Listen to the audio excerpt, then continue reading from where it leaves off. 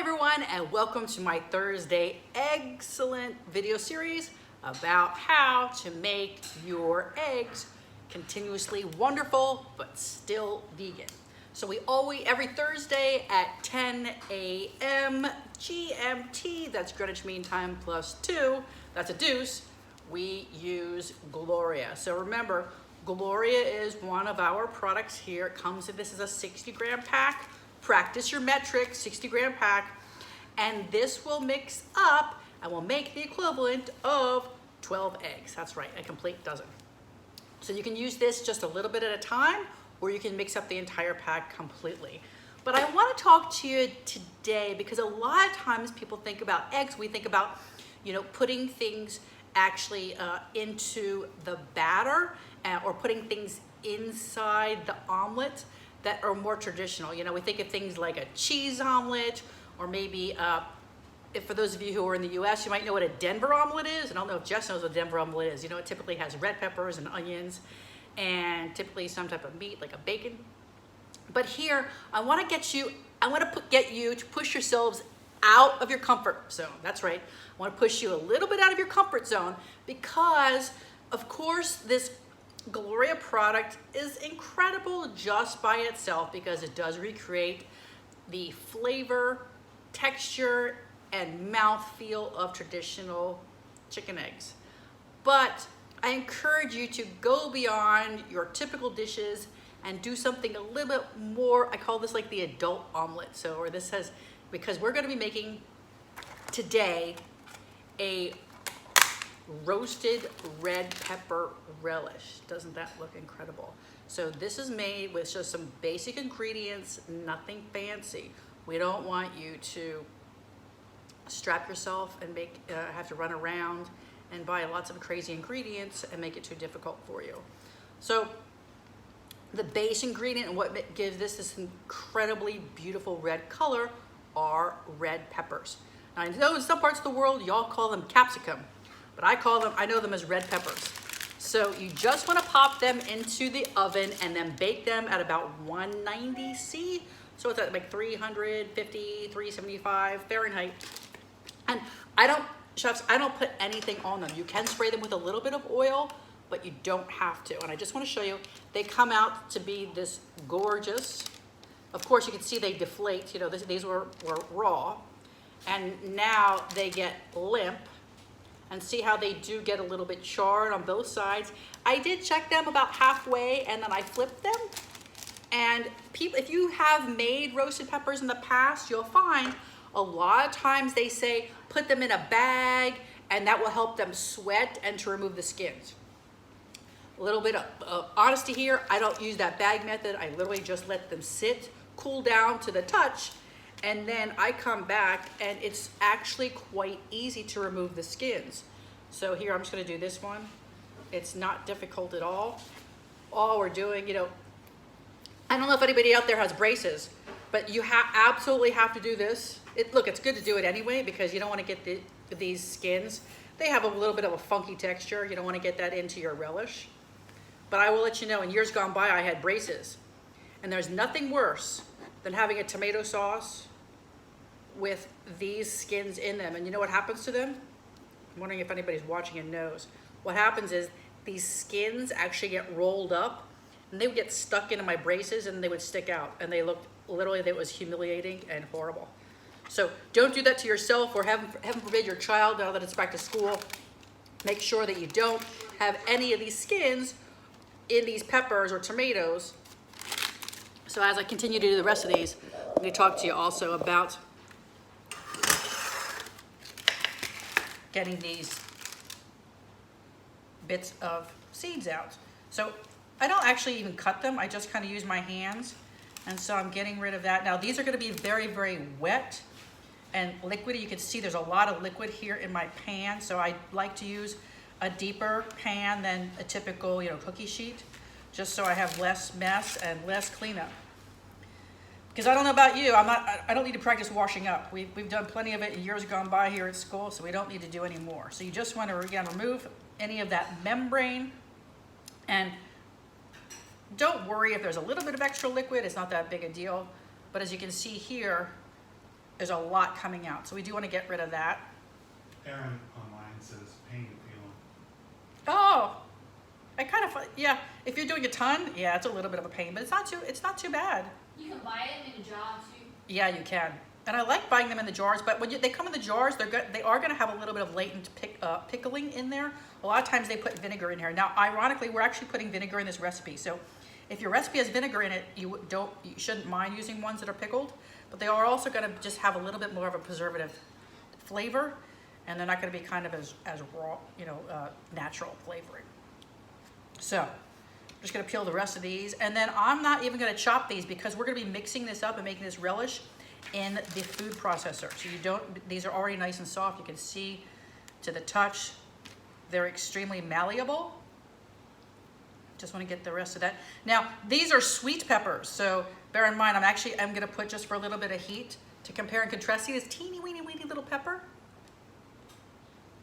Oh yeah, thanks for joining. This teeny weeny little pepper, this is actually a hot baby. So this is extremely hot, and I'm actually going to chop just 2 of these.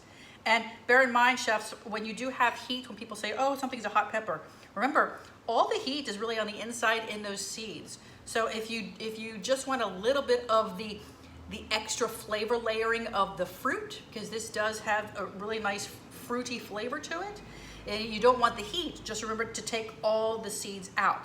Now, I'm not afraid of all the heat, but I will take some of them out.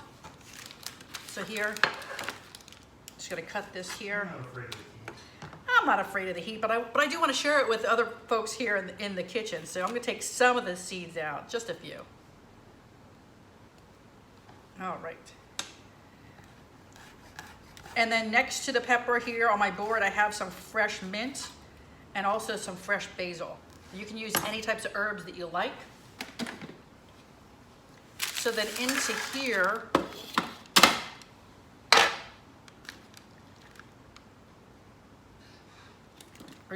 we're putting all of our peppers.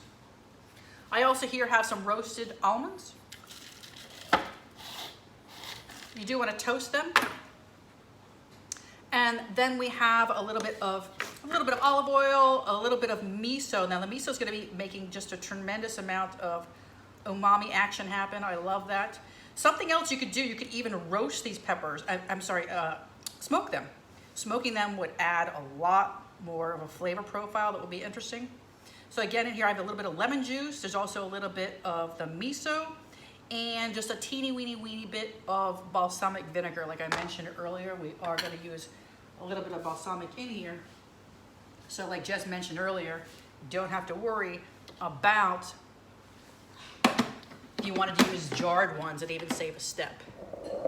Now before I blend these up, I'm actually going to be starting my omelet here. And I do want to caution you, chefs, there's one thing that we found. So I do want to remind you, if you haven't used our Gloria product yet, you want to make sure that you don't cook this over at super high heat. So I'm going to say that again. I'm going to be heating up my pan to a medium heat, not high. This is not like when you're using a traditional chicken egg and you can just blast the crap out of it. You want to cook this over a medium heat. Now, I have already added my water and also a little bit of mild vegetable oil to my Gloria product, and I had that in the refrigerator. But I want to show you a little bit of a pro tip, and this is something, so I want to show you so you can see. So there's the Gloria line, if you've ever grown up and people mark the alcohol line on an alcohol bottle, there's the alcohol line. So there's the Gloria line, but I want to show you a way to get a little more volume and something a little bit more, some more va-va-va-voom, some more volume in our Gloria. And remember, our Gloria is completely allergy-free.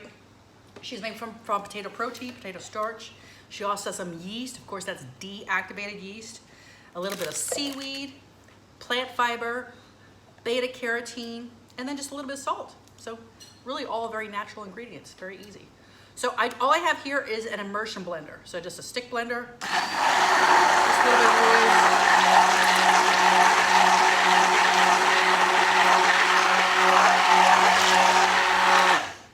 So this last step of reblending it is completely optional, but I really like it. Is just egg as good? Well, Aaron, that's, you know what? I didn't pay you to ask that, but I'm really fantastically happy that you did. So Just Egg is another similar vegan egg product. Just Egg is made from mung beans, whereas, and actually has a much higher fat, and it's also higher in price. So some people like, Rubbery. some people have found also the texture doesn't replicate a traditional egg as much. So I encourage you to do a side-to-side taste test. You let us know. So you can see I'm just pouring this out, pouring this in the middle. Is it like blue? Yeah, some people found, like, I think it actually looks like egg, but the taste and the texture are a little bit off. But I'm curious. Put down in the below if anybody else. For the Just Egg product. For the Just Egg product, exactly. For the Just Egg product, they say that while it looks like eggs, the taste and texture are a little bit off. It even has some gluiness to it. It can be some. And also the price is extremely high. The price is up to double or even sometimes triple what the price is of our Gloria product. So it can be extremely expensive. So I'm just gonna be bringing this up to temperature, cooking this over this medium heat as we move back over here to blending our relish. So remember in here I have our peppers, all of the bits, like I mentioned, we have our nuts, the vinegar. Oh, it smells so good. I'm gonna put in these fresh herbs here. So you can do this also in a little food, like one of those little choppy chop things. But I find that the food processor is the easiest way to do it. So just a little bit of a blitz here. You want to make it kind of chunky. You don't want to make this smooth. We're not making a puree. We want to keep it chunky like a relish. So I just want to stop and check that. You can even scrape a little bit of it down.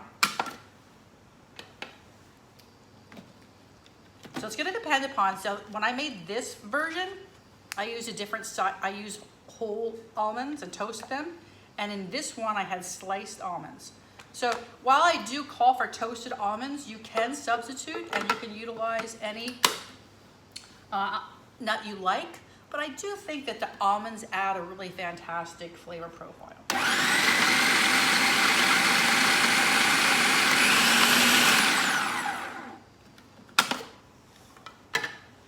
Yeah, I'm happy with that. So you can see it's a really nice, delicious red color. It's really fresh. I wish we had smell-o-vision. Somebody has to develop that. I want someone to develop smell-o-vision. So now I'm going to come back here. I'm going to show you. Now, sometimes I flip my omelet, other times no. I'm not going to flip this one here. And this one I want to show you has gotten.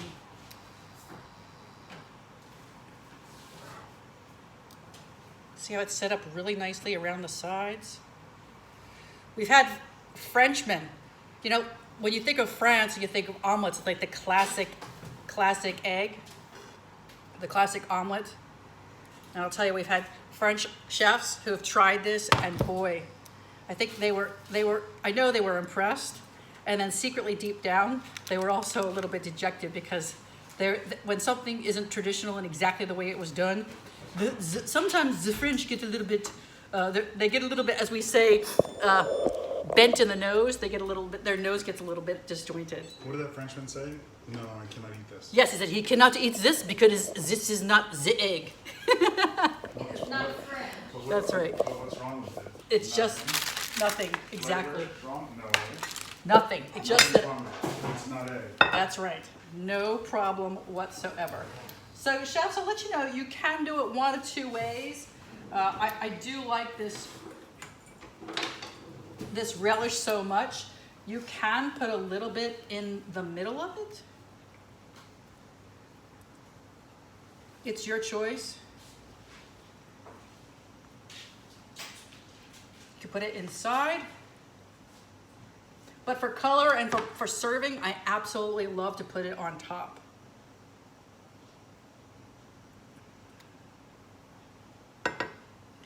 Doing this left-handed here. Oh, there we go.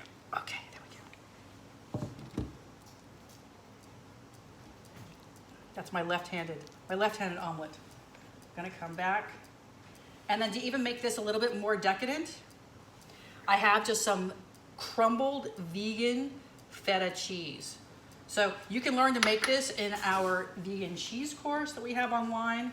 I encourage you, I will tell you, this dish, this cheese, coupled with the saltiness of the cheese, coupled with the tanginess and the acid of this red pepper relish with that vinegar in there and those fresh herbs, it knocks it out of the park, as we say. That's my baseball reference. But there is almost nothing you can't put on these omelets and in these omelets, but this literally creates something that is so adult, so fresh, so summery. I'm gonna put some extra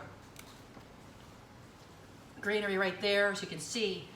This is our adult omelet with Gloria, with the roasted red pepper, almond relish. I have my fork right here. Let me give it a try. Do it. Yeah, time to try. Need to put that up.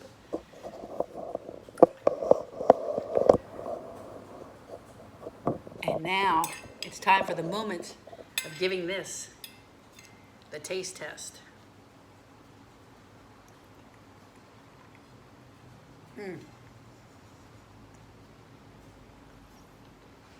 Fresh, fast, easy, low cost, completely allergy free. So I hope you make your adult omelet with your red pepper, gonna have one more bite, almond relish, and enjoy it in your kitchen all year round. Where's it from? The relish. Where's the relish from? Yeah. Where's the ingredient from? Where's the recipe from? Inspired by Spain. The recipe's inspired by Spain, that's right, with the almonds and the local herbs, the basil and the mint. Classic Mediterranean. So check back, as every Thursday we do an egg salad recipe using Gloria.